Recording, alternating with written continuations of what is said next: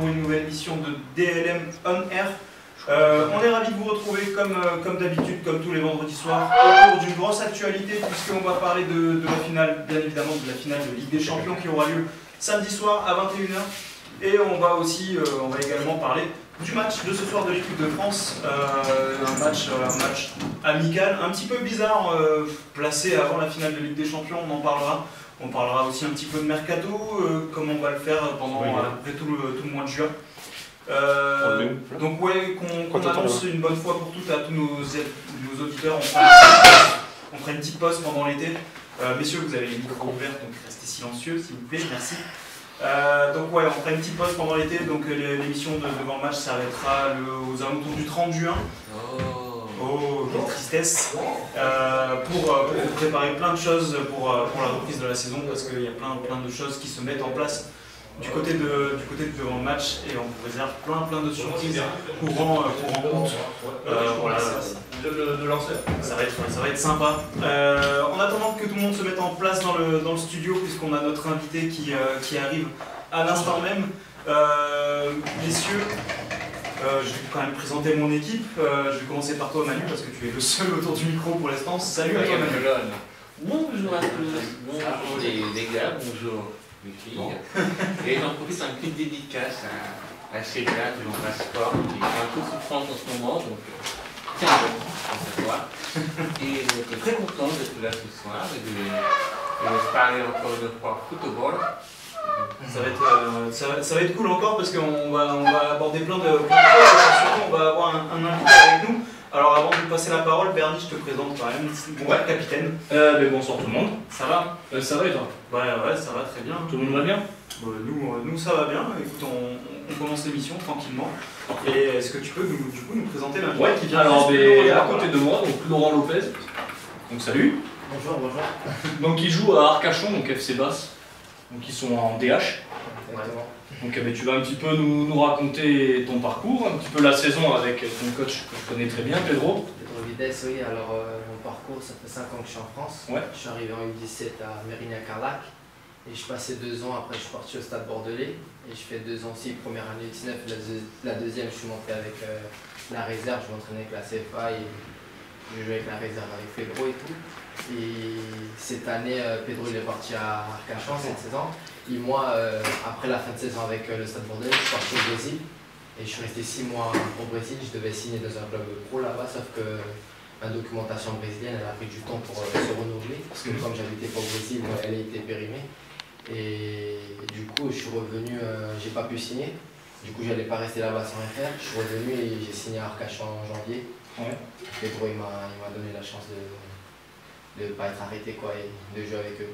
Ouais. Tu étais brésilien du coup? Exactement, j'ai double nationalité. Ah voilà, mais t'es à la base, t'es quoi? T'es français ou t'es brésilien? Je suis né en Guyane. En Guyane, ah oui. En Guyane, oui, et mes parents sont brésiliens et du coup ça me permet d'avoir. J'ai eu la nationalité française qu'à 13 ans. D'accord. Et du coup c'est très bien d'avoir les deux, du coup il n'y a pas de souci. Ouais. Qu'est-ce qui a bloqué du coup par rapport au. Parce qu'en tes fait, papiers, c'est ça que... comme je suis parti, comme j'habite en Guyane, Ouais. j'utilisais les documents français. Ah oui. Et à 15 ans, je suis venu aussi ici, j'utilisais les documents français, parce que j'ai jamais habité en fait vraiment au Brésil. Ouais.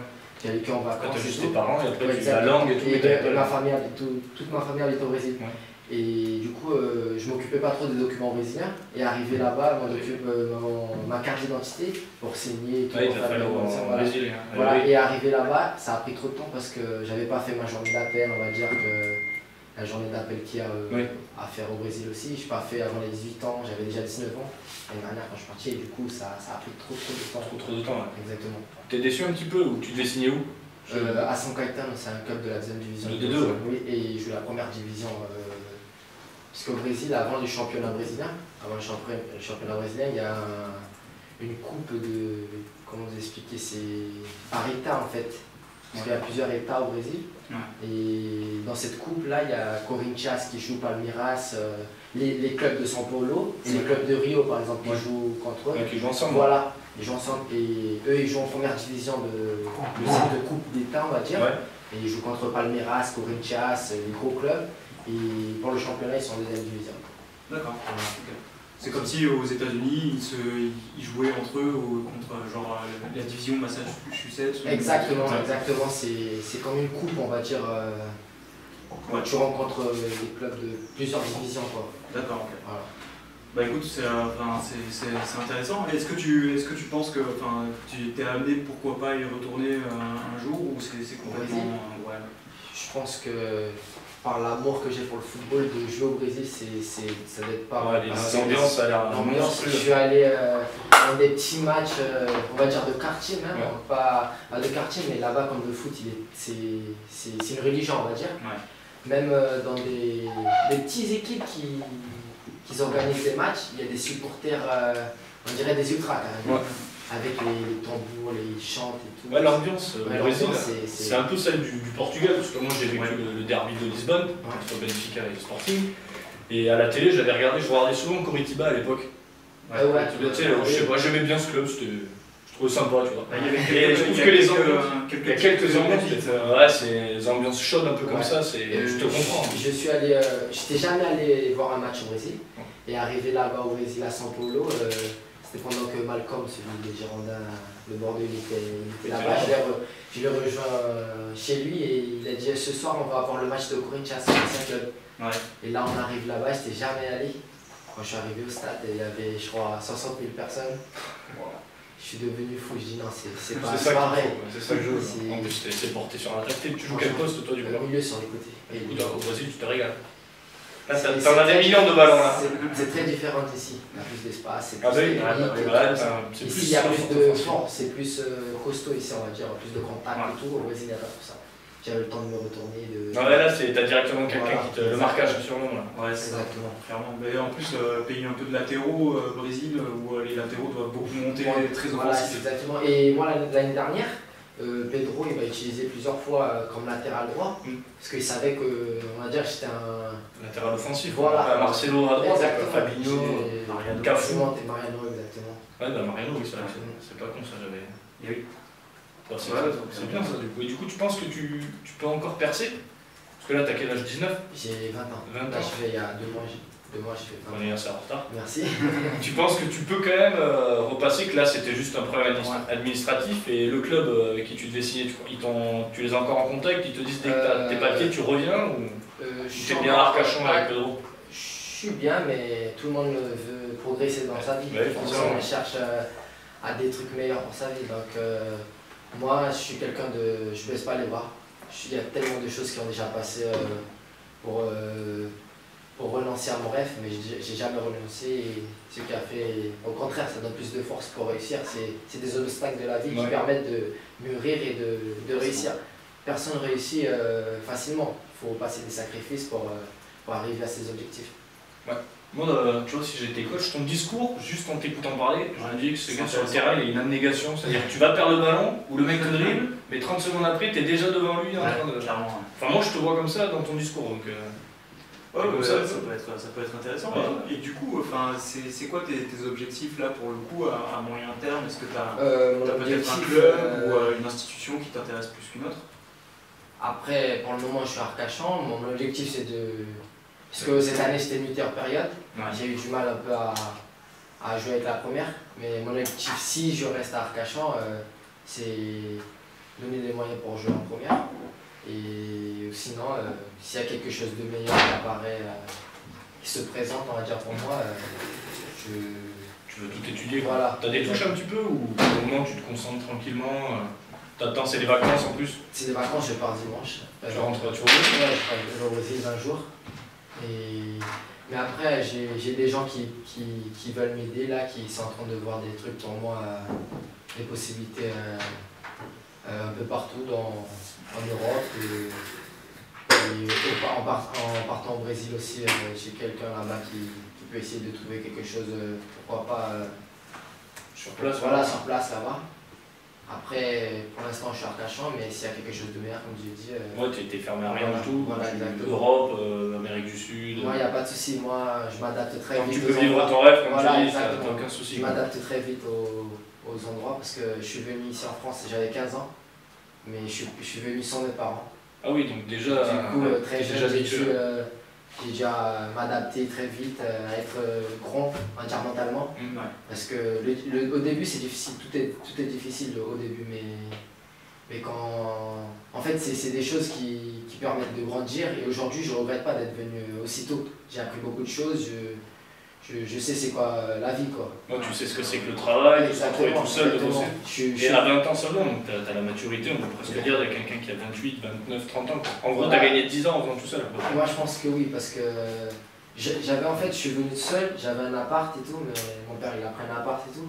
J'avais tout pour, on va dire, partir. Ouais, un peu faire n'importe quoi. À 15-16 ans en plus, voilà, tu peux avoir les boîtes et les trucs, c'était dans Bordeaux. Ouais, j'étais dans ça. Ah ouais, tu peux... Ça a été tout le contraire. J'ai toujours respecté mes parents, ce qu'ils faisaient pour moi, et moi je faisais pour mériter, quoi. Ouais. Mais j'ai jamais touché une goutte d'alcool, j'ai jamais fumé. Du coup, il y avait même des potes, je me rappelle quand j'étais au lycée, qui disaient allez, on fait une soirée chez toi et tout. Je dis non, je respecte ce que mon père travaille dur là-bas. Ouais, il se crève pour que moi je puisse m'en sortir. Moi j'ai mes objectifs et je vais pas laisser mes objectifs de côté pour me divertir, pour faire la fête, etc. Tu vas le temps plus tard. Ouais. Après, peut-être, mais je pense que je vais rester toujours le même si je réussis, parce que j'ai appris beaucoup de choses. Du coup. Ouais, t'as mûri quoi. Ça t'a fait mûrir d'un coup, c'est bien. Ouais, c'est ça. Exactement. Ouais, et du coup, Arcachon un petit peu là, ça a donné quoi en DH? Milieu de tableau? Voilà, milieu de tableau. Je pense que. Donc t'arrives à l'intersaison. Voilà, exactement. Après, je me suis entraîné beaucoup de fois avec eux, mais je jouais le week-end avec la réserve. Ouais, des problèmes de limité. Ouais, limité, exactement. Et il y avait, je crois, que 16 nouveaux joueurs au club d'Arcachon avec la première, du coup c'était difficile. Et je suis arrivé déjà, tout était déjà organisé et tout, j'étais le seul arrivé après. Bon, t'es arrivé au mercato hivernal. Exactement, voilà. Et je pense qu'il aurait pu faire une petite montée s'il y avait, je crois qu'il y a eu des matchs un peu... Ouais, des matchs un peu couperés où ils ont perdu à la... Exactement. Exactement, je pense qu'avec l'équipe qu'il y avait, il peut y avoir une petite montée en CFA2. C'est l'objectif de l'an prochain pour Arcachon. Oui, pour toi, on a bien compris, ça dépend, les opportunités. Et donc pour le club, Arcachon, c'est d'aller en CFA2. Pedro, c'est l'objectif qu'il a annoncé. C'est un très très bon entraîneur. Les entraînements qu'il fait, rien à dire. C'est des entraînements où tu sors de là-bas, tu es satisfait. Tu n'es pas ennuyé, putain, tu vas pas dire aujourd'hui, putain, je vais rien faire l'entraînement. Non, tu es satisfait de l'entraînement qu'il propose et tout à chaque fois. Et comme personne, c'est les discours qu'il a entre les joueurs avant match et tout, franchement c'est énorme. Je dis ça depuis l'année dernière, je l'ai depuis l'année dernière au Stade Bordelais. Et quand je venais jouer avec l'année dernière au Stade Bordelais, c'était énorme. Ouais. Je vois que t'as un petit problème de chaise, j'ai envie de rigoler. Je le vois, tu sais, il parle bien, il bouge pas, et je vois la chaise, tu sais, qui descend un petit peu. Tu peux changer de chaise si tu veux. Non, je pense que t'es tombé, je sais pas. C'est la chaise de Lise. c'est encore. Ouais, c'est ça. Et ça, il fait gaffe, il fait comme ça. Il se concentre et moi j'ai envie de rigoler, le pauvre. Oh, t'inquiète. C'est moche, c'est des pièges de RIG, ça. Ouais, ça c'est. Voilà, on a des chaises piégées, c'est tombé sur toi. Exactement. Bon, bah c'est pas mal tout ça un petit peu là. Il y a une belle perspective de petite carrière, enfin on va dire petite carrière, à 20 ans, rien n'est fermé. Clairement, et du coup, là, la question piège. Si là tu fais ton rêve, on te propose sélection française ou sélection brésilienne? Moi je pense connaître la réponse, mais. C'est difficile. Parce que... tu vois le petit sourire, merde ça. C'est difficile. Après, je pense que si la première qui fait appel. Tu choisirais la première, mais si tu as le choix entre les deux, là actuellement, tu as les deux qui t'appellent. Ouais. Là, on te dit, bon, mais là ce soir, tu vois, il y a France-Paraguay, on va dire que demain, ou enfin la semaine prochaine, tu as Brésil-Argentine. On te dit que tu es titulaire, tu es titulaire, bon, milieu droit ou latéral droit à la Mariano dans un 3-5-2, dans les deux. Tu vas où? Franchement, là, il se dit, me poser une question là, c'est très difficile de choisir, mais je crois que je dois me poser quelques minutes, parler avec les parents, parce que mes parents aussi ils adorent la France. Ah ouais, là, en plus, t'as vraiment le choix compliqué. Ouais, mais après, franchement pour la France, toute mon éducation, c'était en France, je dois ça à la France. Oui, avec la Guyane. Mais après, ouais, exactement. Et après, l'amour pour le foot, les samba et tout du Brésil, tout, l'ambiance et tout dans les vestiaires, le Brésil et tout, c'est très différent, on va dire. Oui, oui. Mais c'est un choix très très difficile. C'est compliqué comme choix. Je sais pas quoi choisir. Franchement, comme ça, je pense que je dois me poser et essayer de parler avec mes parents. D'ailleurs, il n'y a pas de qui t'appelle. Exactement. Il a entendu la question, et là, il doit se dire tu choisis le Brésil. Tu dis le Brésil. Non, mais je pense, non, mais franchement, eux, ils me disent de choisir la France. Ah ouais? Voilà. Ils sont brésiliens, mais ils me disent de choisir la France. Ah, mais c'est vrai que c'est un choix compliqué. Mes parents, ça fait presque 25 ans qu'ils habitent en France. En Guyane. En Guyane, ouais, mais ça fait partie de la France. C'est la moitié de la vie. C'est le bon compromis. Guyane, t'es collé au Brésil. C'est compliqué, mais quand il y a un match France-Brésil du monde, par contre, je vais pas vous mentir, quand il y a Ouais. France-Brésil, je suis pour le Brésil. Donc tu vois, tu iras au Brésil. Mais après, quand la France joue avec n'importe Je te vois pas avec le petit maillot là, les 5 étoiles. avec Neymar. Avec Malcolm. Mais si je vous dis que je sais chanter la Marseillaise par cœur et pas celle du Brésil par cœur, parce que c'est du Brésil, des mots compliqués. Ah, ok. Là, c'est vrai que là, c'est compliqué, du coup là, tu te dis merde. Moi, je l'ai fait une fois, ma mère de malgré chez moi. T'as chanté C'est du Brésil, tu parles. Bien sûr. T'es pas brésilien. C'est très compliqué. Non, mais attends, c'est pas ça la question. Pourquoi t'as chanté ça? T'es pas brésilien. C'est une île magnifique et splendide. Laisse tomber, il est poète, laisse tomber. Il parle pas, lui, il est bizarre. Bon, messieurs, on va peut-être enchaîner si on a fait le tour, Bernie, des questions. On t'invite à rester avec nous et à suivre les débats qu'on va avoir, puisqu'on va parler, on en parlait justement, de l'équipe de France. On va parler justement de ce match ce soir face au Paraguay, match amical un petit peu sans enjeu. Didier Deschamps va envoyer l'équipe bis, qui a quand même un petit peu de gueule. Messieurs, qu'est-ce que vous attendez de ce match? Est-ce que il y a surtout une attente sur un joueur en particulier? Sur ce match en tout cas, où ça ne vous fait absolument rien, vous attendez absolument samedi soir. Pourquoi attendre samedi soir? Parce qu'il y a la Ligue des Champions. Des chansons. Dont on va parler après. Laurent, vas-y. Un joueur Mbappé qui fait une très belle saison avec Monaco. Je pense qu'il peut affirmer aujourd'hui avec l'équipe de France que bon, après il n'a rien à montrer parce qu'il a déjà montré durant toute la saison avec son jeune âge et tout. Ouais. Et après je pense que Didier Deschamps il a fait une très bonne. Il a appelé des bons joueurs. Ouais. Je pense même au Brésil, j'ai vu dans à la presse et tout, qu'avec une photo où il y a Griezmann, Mbappé, tous les jeunes joueurs là, de haut niveau, Dembélé et tout, ils ont mis la France frappe fort et tout, juste avec cette photo, elle fait peur. La France fait fort. Voilà, exactement, ils ont mis ça à la presse et tout. Okay. En tout cas, du coup, pour ce soir, malheureusement, on risque de ne pas voir Mbappé qui a l'air d'être à peu près touché des informations que je vois à la cuisse. Donc préservé ce soir, ça devrait être Olivier Giroud en pointe une nouvelle fois. Il y a beaucoup de monde qui attend aussi que Thauvin soit titulaire ce soir. On parle beaucoup de Thauvin en ce moment parce qu'effectivement, il a réalisé une fin de saison assez foudroyante, j'ai envie de dire. Messieurs, est-ce que c'est le genre de match où un joueur comme Thauvin peut justement exploser et pourquoi pas prendre la place ou non de Dembélé? Est-ce que vous l'attendez particulièrement ou pas? Moi j'attends rien de ce match parce que c'est la fin de saison, les joueurs n'ont plus rien à jouer, ils prennent un peu par-dessus la jambe, ils pensent aux vacances, donc ils vont jouer parce qu'il faut jouer. Mais là quand on regarde les stats, tous les matchs qu'il y a eu au mois de juin de l'équipe de France, ça n'a jamais été une grande réussite. Donc, ça sera pas ce soir, en plus il y a plusieurs matchs après, la France je crois, l'Angleterre, le Paraguay, et je ne sais plus ce qu'il y a encore. Messieurs, est-ce que vous pouvez fermer la porte parce que on a des fans dehors. C'est Laurent, toutes les filles ont suivi. Laurent, il a amené son fan club avec lui, c'est un peu chiant. J'aurais dû me faire dire quand même. Donc un match pour Thauvin, oui, mais est-ce qu'il va bien jouer? Je sais pas. Ça reste à voir. Après, il a tout à gagner à bien jouer un match comme ça. Ah, mais c'est sûr qu'il joue ce soir.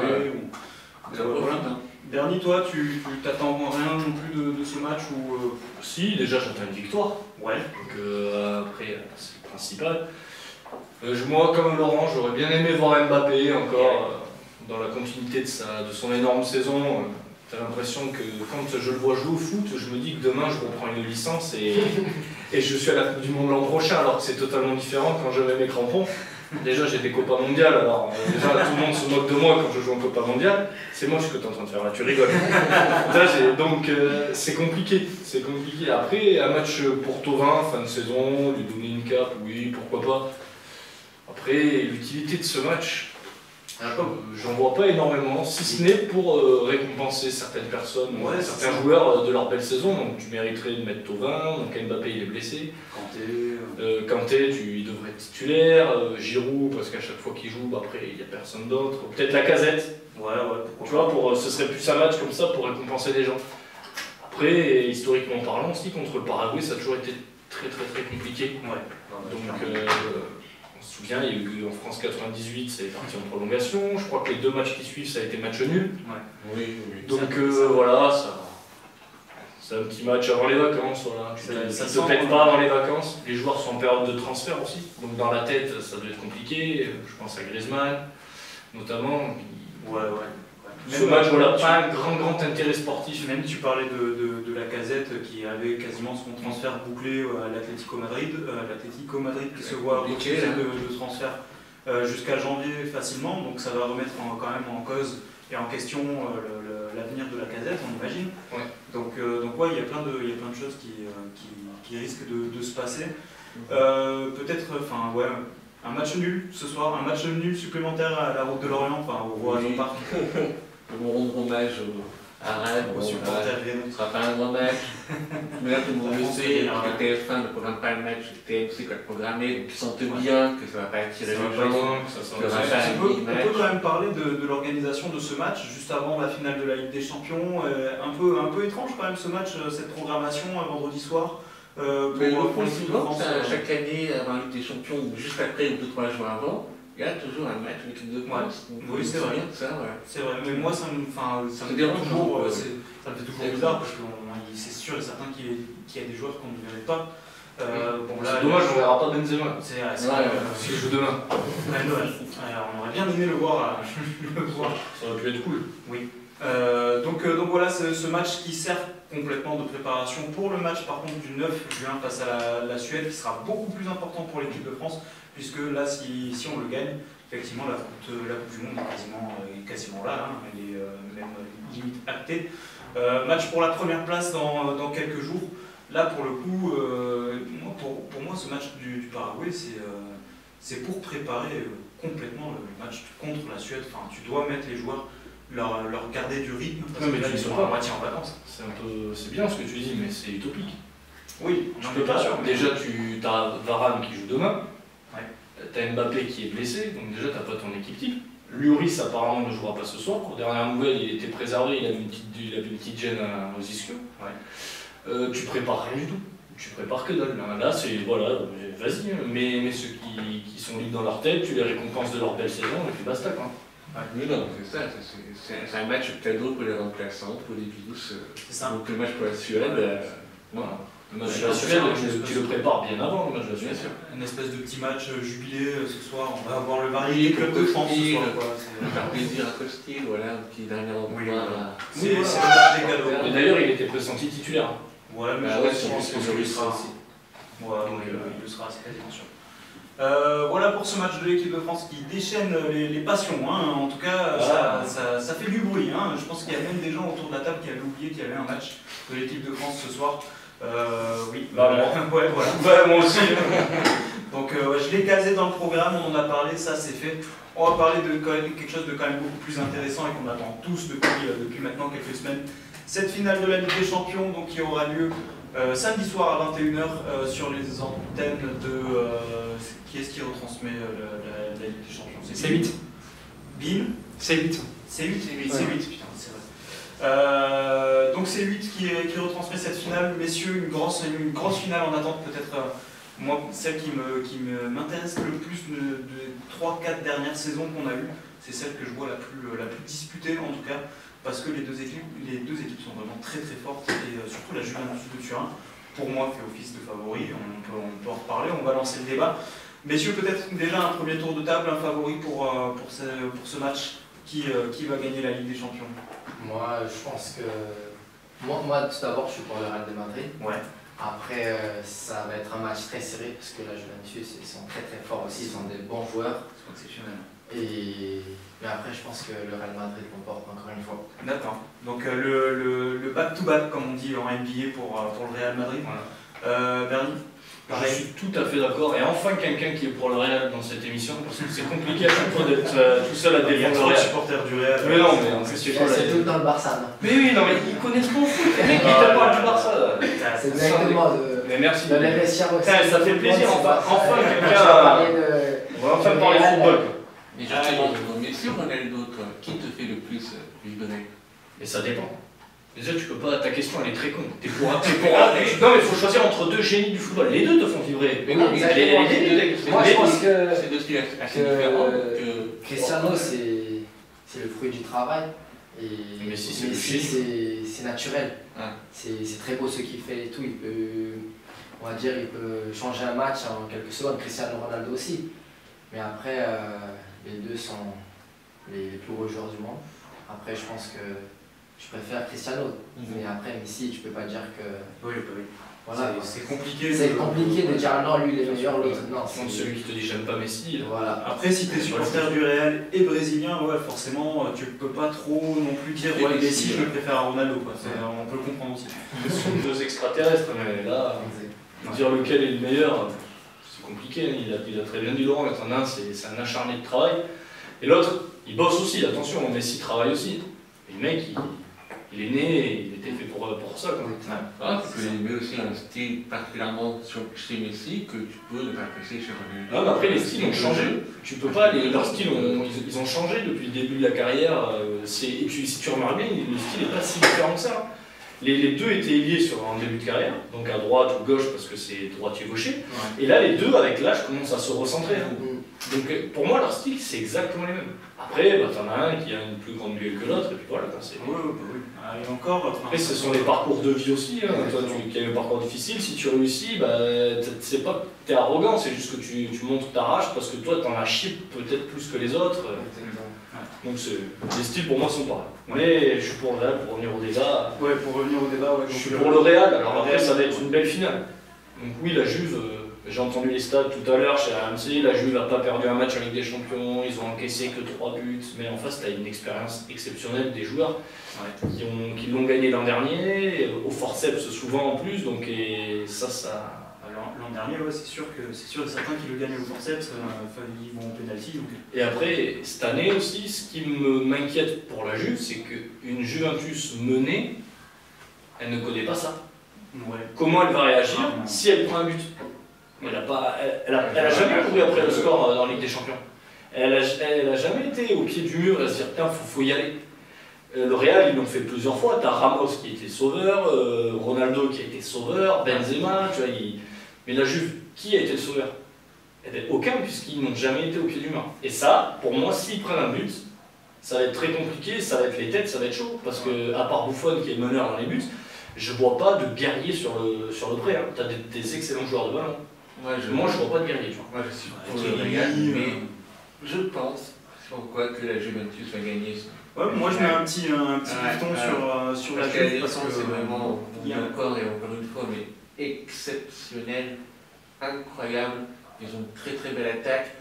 Et inconsciemment, je pense que les Madrilènes vont arriver pas en mode c'est déjà gagné, mais même inconsciemment. Mais ces statistiques-là, ils les ont justement. Le Real, ils ont plus de pression. Eux, ils veulent faire le doublé historique. Qui n'a jamais été fait avec le trophée. Mais justement, ils ont les mêmes stats que nous, ils ont pris que 3 buts, ça va être dur. Mais moi, je te dis sincèrement, comment va réagir ce quatuor défensif, j'inclus Buffon, s'ils prennent un but et qu'ils sont menés? Parce que derrière, le Real, tu peux dire ce que tu veux, quand ils mènent au score, ils savent aussi mettre des grands taquets. Casemiro, bien sûr. Casemiro, s'il faut qu'on lui dise d'arrêter de jouer au ballon et de mettre des frappes de 30 mètres, mais de mettre le pied sur le ballon et d'y aller au physique, ça va leur faire tout drôle, hein. Même s'ils ont des ils sont capables de le faire aussi, la Juve. Ouais, mais la Juve mais ils ont calmé des grosses équipes. Nous, moi j'ai joué au foot, pareil, Laurent joue actuellement. Quand tu es habitué à pas prendre de but, à gagner et à pas aller chercher dans les derniers retranchements, même si tu es un champion et tout. C'est compliqué cette nouvelle étape en finale. Mais non, le Real, le Real, ils sont sortis les doigts, c'était face à Wolfsburg. Ronaldo, il met un triplé ou je sais pas trop quoi cette année. Parce que la Juve, en fait, ils ont surfé sur tout leur championnat et toute la campagne de Ligue des Champions de A à Z. C'est ça que tu es en train de nous expliquer. Ils ont surfé sur la Ligue des Champions, bien évidemment. Tu fais 0 défaite, tu prends que 3 buts. Ah oui, non, mais d'accord, mais non, mais moi je te dis que les mecs de la Juve, inconsciemment, ils se disent on a 0 défaite, on a pris que 3 buts, c'est l'année de jamais. C'est pas la mentalité italienne, et ça n'a rien à voir. Alors moi je peux pas dire ça de la Juve, mais tu peux dire ça du Real. C'est une finale. Oui, bien sûr, mais c'est un seul match, il ne faut pas penser à un match aller ni retour. C'est pour ça que là tu peux pas calculer, donc si tu prends un but, tu désorganises complètement l'idée de jeu de la Juve. Et elle peut se découvrir au fur et à mesure du match. Elle peut se découvrir. Et les joueurs des Chiellini, on l'a vu, même s'il est exceptionnellement fort, c'est un vicelard et dès qu'il est un petit peu en difficulté, il met des boîtes. T'es pas à l'abri de prendre un carton rouge. Et comme le Real Madrid va. Ah non, Ramos il attend pas qu'il perde à 0 pour mettre des boîtes. Ramos il fait ça à 0-0. Mais comme le Real Madrid va avoir du mal aussi à faire. Pépé il fait ça à 0-0 aussi, il n'y a pas de problème. Non, mais bien sûr, mais sur ça, oui, mais le Real Madrid va aussi avoir du mal à bousculer ce bloc défensif qui est la Juventus de Turin, qui est quand même beaucoup mieux en place, par exemple, que l'Atlético Madrid. Où il y a eu cette double confrontation déjà en demi-finale. Ils ont eu quand même déjà du mal à se sortir de ce pétrin-là. Ça va être compliqué malgré tout pour le Real. Là, je me mets dans la situation que tu nous annonces pour la Juventus qui prend un but tout de suite. Si au contraire le Real Madrid prend un but tout de suite, ça va être très dur d'aller chercher cette Juventus aussi. Enfin, les arguments que tu annonces pour le Real Madrid sont exactement valables de la même manière pour la Juventus. C'est valable, mais moi je trouve que la clé du Real, s'il bloque Dybala, je ne vois pas Higuaín prendre le ballon et faire des différences. Alors que si le Real il bloque Ronaldo, Benzema on l'a vu, il peut faire des différences tout seul, Isco peut faire des différences tout seul, puisque Bale je crois qu'il revient à peine donc il sera en attitude. Asensio peut faire des différences tout seul, tu vois ce que je veux dire? Et moi je ne vois pas Higuaín au milieu de deux Madrilènes faire la diff, ce que font les autres. Oui, après, je pense sur le jeu que la Juve elle a un point fort aussi avec les latéraux. Que ça apporte beaucoup. Alves, déjà c'est une machine à gagner. On dirait qu'il a 20 ans le mec. Exactement. Avec la qualité qu'ils ont pour faire des passes décisives. C'est du Brésilien les latéraux. Exactement, c'est Alexandro et Daniel Alves. C'est très fort, très offensif les deux.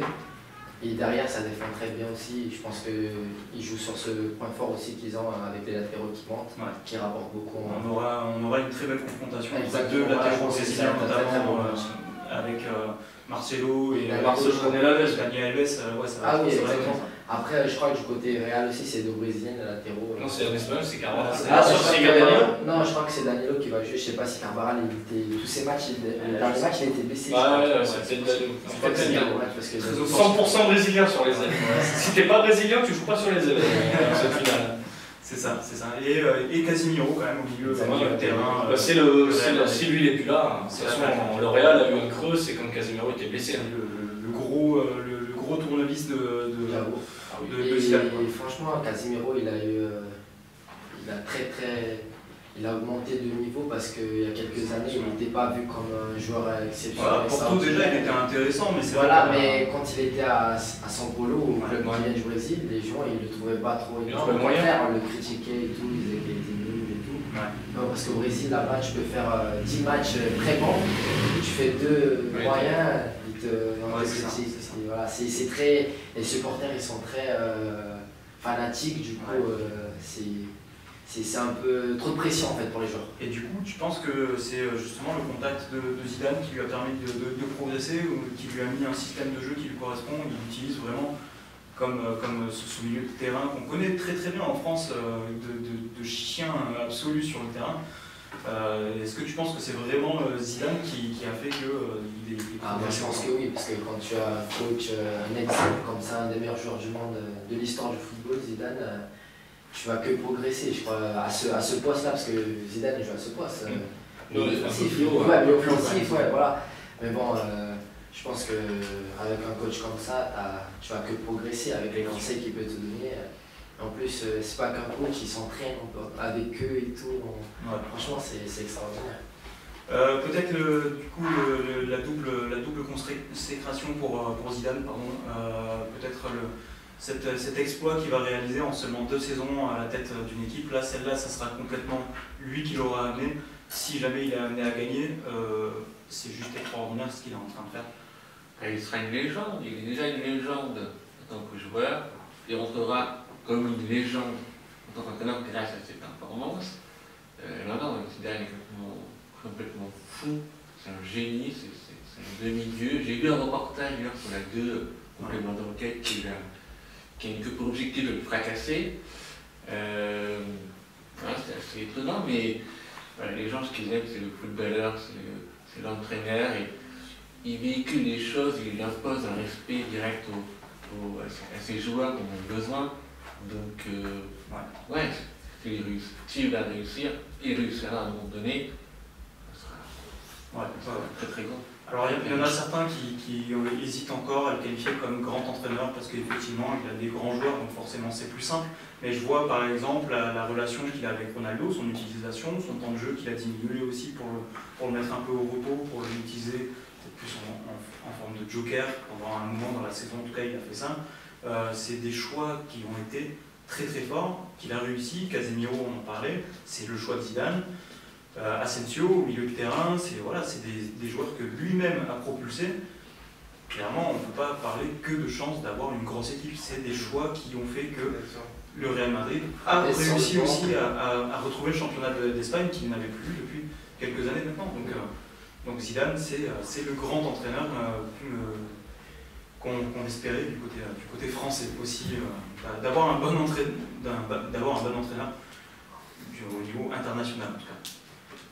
Voilà pour le Real Madrid. Donc on a fait un petit peu notre tour de table pour savoir qui est favori pour nous. Donc à peu près majoritairement donc le Real Madrid.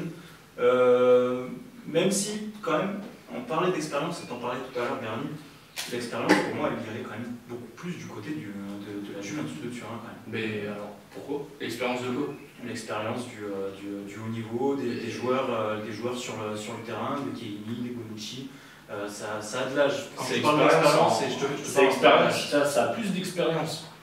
Mais moi je te parle pas en termes d'âge, l'expérience c'est pas avoir 30 ans et un mec de 20 ans. Si t'es un mec de 30 ans, tu vois, moi j'ai 29, tu me mets en finale Ligue des Champions, j'ai pas plus d'expérience qu'Asensio qui en a 21, tu vois ce que je veux dire? Après ils n'ont pas joué non plus dans la D2 Domino's Pizza. Mais non. Mais c'est vrai. Non, mais ils n'ont pas joué ça, mais il y a plus d'expérience. Toi, t'es con, toi. Faut la caler, ou en Ligue 1 qu'on pourra. On sait pas. Mais il y a plus d'expérience dans ces types dans cette finale et en Ligue des Champions, du côté du Real, que du côté de la Juve, dans le dernier cas, il y a sûr. Bien sûr. Déjà, juste l'an dernier. L'an dernier, je crois que le Real, sur les 4 dernières années, c'est demi. Ouais.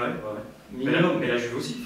Non, pas sur les 4 dernières années, ils sont pas. Pas sur les 4 dernières années, mais il y a 3 ans, ils étaient en finale déjà. Ils ont perdu. L'an dernier, ils se font sortir par le Bayern, si je me souviens bien, ou le Real, je ne sais plus. Le Real, je crois déjà. Le Real, ouais, déjà.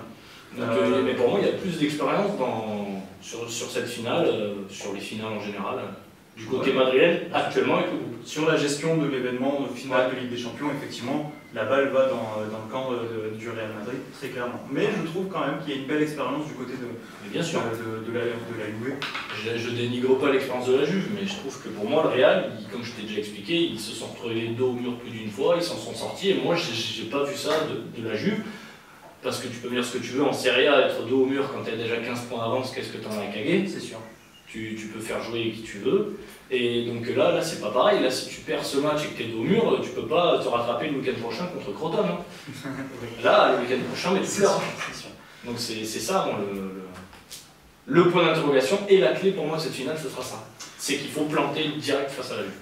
Ok, très bien, je pense qu'on a fait le tour de la question en tout cas de cette finale de Ligue des Champions qu'on attend avec grande impatience, en tout cas peut-être qu'on aura des pizzas, je sais pas, on passera une bonne soirée autour de ce match.